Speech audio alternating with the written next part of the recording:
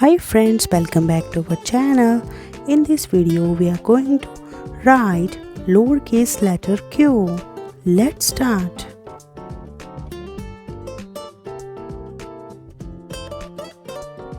Letter tracing. Q is for quiet.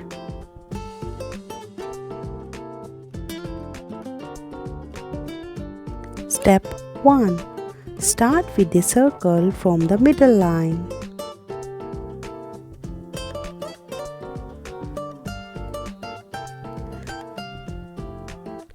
Then go back to the top of the circle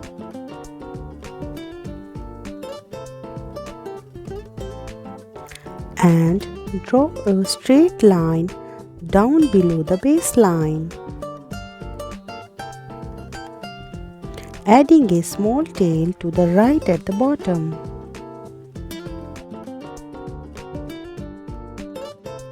Let's practice how to write letter Q.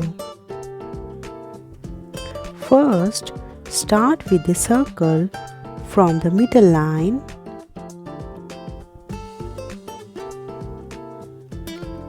Then go back to the top of the circle and draw a straight line down below the baseline, adding a small tail to the right at the bottom.